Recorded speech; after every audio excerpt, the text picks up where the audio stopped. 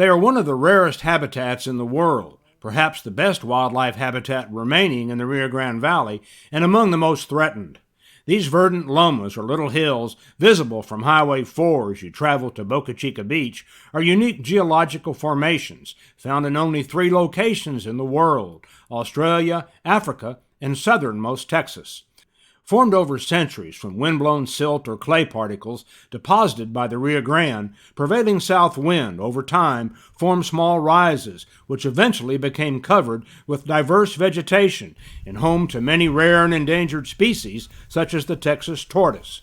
There are only some 12 of these lomas north of Highway 4, and most are on the vast 40,000-acre Brownsville Navigation District property, currently managed under a lease agreement with the United States Fish and Wildlife Service, forming the 4,000-acre Loma Ecological Preserve.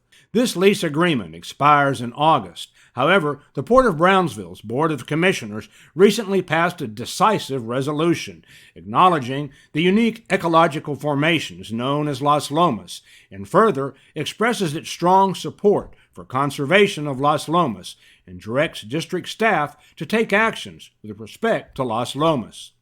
Of particular concern is the 575-acre Loma Protero Cercado that was removed from protection in 2012 for development of a failed liquefied natural gas export terminal.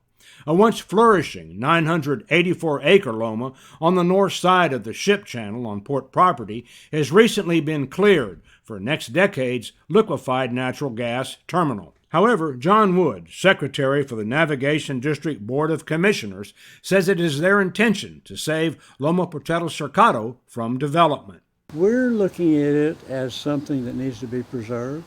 Ernesto Reyes, with U.S. Fish and Wildlife Ecological Services, looks forward to working with the port to protect remaining lomas. This will be worked out during the consultations that we'll have with the Port of Brownsville on their projects, and then we'll figure out how to protect these areas through mitigation. Jim Chapman, with Friends of the Wildlife Corridor, applauds the port's resolution. I would encourage the public, people that are interested, to let the port know that they appreciate doing what they did and that they look forward to seeing that permanent protection come about.